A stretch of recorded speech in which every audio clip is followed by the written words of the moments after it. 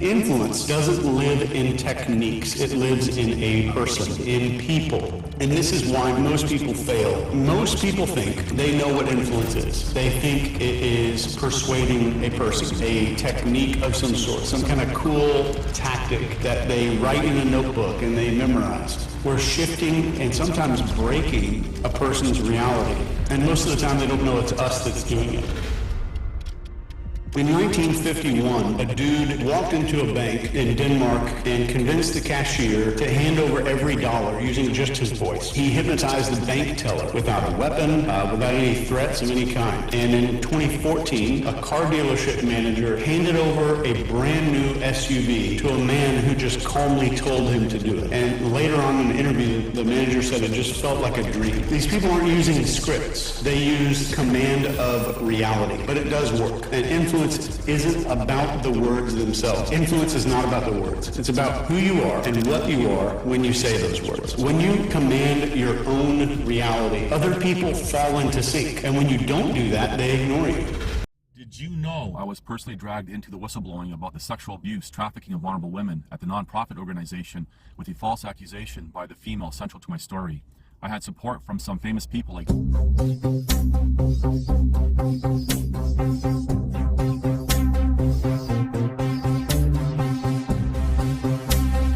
One man told me about being beaten by the police and left permanently disabled because of a woman's false allegation. Especially when you consider the big picture, the circumstances surrounding it all. It has been probably the most effective animal rights protest, one of the most effective political protests I've ever seen. Probably, just in terms of scale, doing a lot with a little in the information war sphere or ecosystem, it has been a demonstration of high-level marketing skills, high-level political activism, a lesson in how to use media, new form media, social media, AI, algorithms, effective storytelling, social media messaging management. It's been very skillful. And that alone sends up huge red flags for me. Hello, it's November 2025. Now, this video is inspired by two different topics, but each of the topics have something in common, a common theme. Now, I don't talk about current events and new information about something and theorize and rant on about it. There are plenty of other channels that do this kind of nonsense, and it seems like most people, most commoners, really enjoy this kind of stuff. I don't do that. However, there's something that can be taken away from what I'm going to be talking about here, which is important to highlight and perhaps even expand on, give some insight that most people don't have. Now, really what the common theme with both these topics are updates. The first update I would like to discuss, and I'm not going to be discussing either of these two topics, I keep saying this in any depth, but it does tie in with something else here. The first one is this ostrich farm in British Columbia, Canada. Now, fairly recently, these ostriches were taken from life by a governing body. Now, before I continue, I just want to be very clear. I feel really bad for those birds, those ostriches. One, they should have never been brought to, for example, North America out of their natural habitat, especially in Canada where we have cold winters and so forth. That is the stupidest thing that people can do. People do that because the meat that they sell and the eggs that they sell and the experimentational part, which I'm going to get into, has a novelty to it. and that's it. And from that, there's some profits. But anyway, so fairly recently, these birds were taken from life. And the whole PSYOP end of it is the focus on these poor ostriches and how evil the Canadian government is to have this done. What people, especially the supporters and people promoting all this, completely miss is that these so-called farmers of the ostriches, it's their fault. Completely, 110% their fault. These people could have avoided everything that took place, but no. So these people, for those who don't know, I'm just going to try to do this in a couple of sentences here. We're selling these ostriches for meat and for the eggs, and they had some brain scheme to inject these ostriches with some sort of pathogens and bacterias and whatever else to do biological research on. So essentially they had an open air, it's called an open air, level 3 biolab illegally done. So that's in a nutshell. And they were in contract with other biolab companies. Apparently this whole thing was worth like $50 million to them or something like that. And they were having people sponsoring them from the United States, these billionaires, paying for all their legal fees and everything else. And we have the commoner, the weak-minded commoner, buying into the PSYOP, donating money to them where they really didn't need the money, ever. And perhaps this is a good point that could be taken from all this. How the commoner blindly just goes along with a flavor of Kool-Aid. But these farmers are the ones that are at fault here. And they had opportunities, even once the government got involved, they had opportunities to at least mitigate what was happening or what ended up happening, but they didn't. And they exposed so many innocent people to biohazards, and people just don't seem to care. They're just more running off emotions, these poor ostriches. So that's what happened recently. And we see how the commoner is sending money to people who are being sponsored by billionaires who have perhaps millions of dollars themselves. The second update, probably more interesting update, is this Turning Point USA, the late Charlie Kirk's endeavor, supposedly. And this is where things start to really get interesting, because there are people who dove into, for example, IRS, which is the taxation thing in the United States, diving into all the paperwork and how much money they were actually bringing in. And that's just phenomenal. So there's actually a paper trail, a physical proof paper trail that is being uncovered, and how much of a scam this Turning Point USA is. And there's 3 other, I guess you could say, divisions of this, which is they're all connected. And reading the comment section of these videos, it's interesting to see how the commoner talks about, oh, poor Charlie Kirk, everyone around him was out to get him and he lost his life.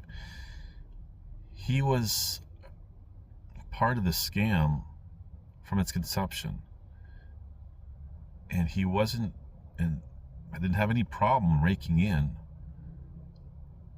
millions of dollars for himself, spread out between these 4 companies related to, including Turning Point USA. And when you start looking at that tangled web and who's who and who's connected, it's wow. If it wasn't for people who, as I would say, have too much time to invest into looking into these kind of matters, we would never know about it. But thankfully they do. And again, they have the independent evidence to support the claims. Now, taking all the evidence, yes, you can start theorizing this and that and everything else, but it doesn't change the fact that there is actually concrete evidence, for example, from forms for taxation and everything else. And what's really interesting is how this Turning Point USA, in its conception, when it was being presented so they can have their so-called non-profit organization be licensed and so forth, there was no mention of religion, Christianity, or Jesus, or anything else. And a lot of the things that people are attributing to Turning Point USA wasn't even part of their mandate. This is all stuff that was kind of seems to be added after the fact. And all the players involved are multi-millionaires, and who's connected to who. Like, for example, Charlie Kirk being friends with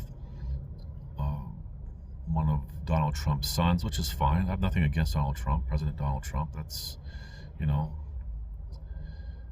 just saying how everyone's all connected. And when you start going down that rabbit hole, it's like, well, that's pretty crazy.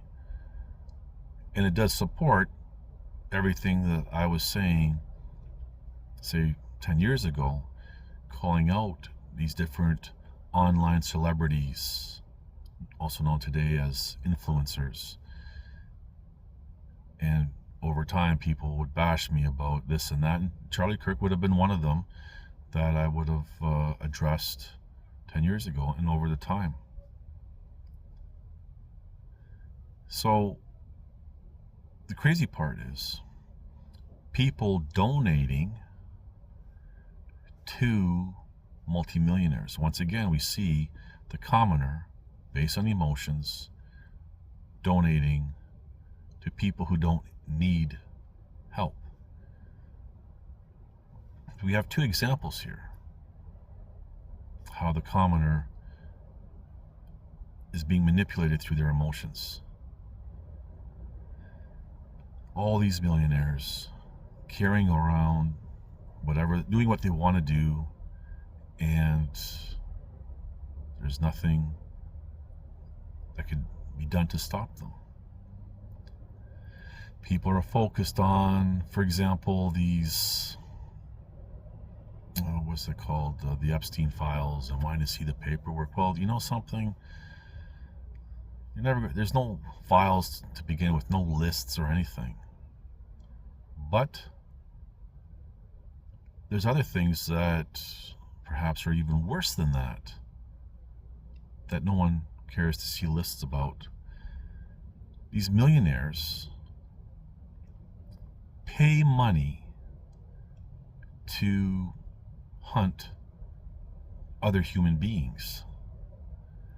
And there's a case that's being investigated for decades now, at least 3 decades, where during the Bosnian War and everything else, how millionaires were paying to go snipe out innocent civilians. They would pay more money for certain civilians, like infants, children, less money for women and elderly, probably some average money for everyone else. But if they happened to take out a military target, then, great. Why would these people do that? Well, one, when you have all the money in the world and you're bored, why not? And they would justify, and not saying condoning this at all or saying that, this is fact, but they would justify these types of actions in their own minds, but doing mental gymnastics. Say, well, these people are in a war zone. Their country's in a war, their city's in the war. But they would circle these rich people around. These people would shoot into the city at anyone that would move. And this is fact. And apparently, there's a legal team in Italy that has been resurrecting this again to go after all these criminals. This is a real thing. And you know that there's a paper trail supporting that. How come the commoner is not up in arms about these kind of things? And there's even claims about this type of thing happening in other parts of the world, like the Ukraine. Same type of thing. Millionaires wanting to hunt humans like cowards from a distance, unarmed, blah, blah, blah. Just for the sake of doing it. While justifying it, as I said. Perhaps it's just the thrill of it. Some, very few, would never ever have remorse. A bulk of them would be doing it because everyone else is doing it. And those are the ones that are going to suffer the consequences, if not from that time onward, but they're going to be suffering nightmares and everything else. Just like people, soldiers who go to war, who have nightmares about the people that they've taken from life. And then you have others that have different degrees of whatever issues. People are funding millionaires who don't need help for nonsense. And these millionaires are doing very, very wicked things with their time and money. Just things to think about. And when you look at, for example, just to go back to Turning Point USA, I forget the exact percentage, but it was like 0.07% of the money donated by people, the commoner, actually went to the cause that the people donating wanted it to go to. Everything else was basically pocketed. Instead of turning a blind eye, which is what the commoner tends to do, and go into echo chambers to support whatever makes them feel good, whether it be about Ostriches or Charlie Kirk. Take the time to do your research, do your due diligence. Because if you don't, then you deserve what you get. The commoner right now deserves whatever they get. Thank you for watching. Please like, subscribe, comment, and share.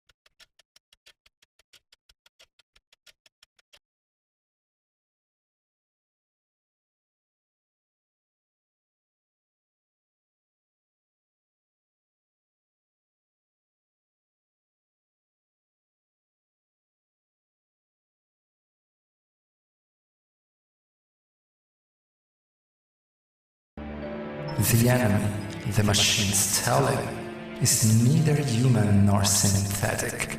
It's alien. An outside force dropping asteroids at the Earth. threatening total annihilation. Just remember, I was one man against many. Fighting a losing battle, but I still fought to the end. That means press on.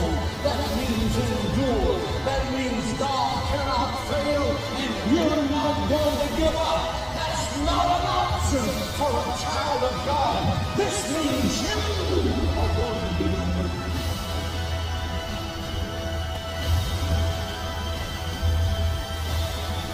Listen to this and write it down if you can't remember it.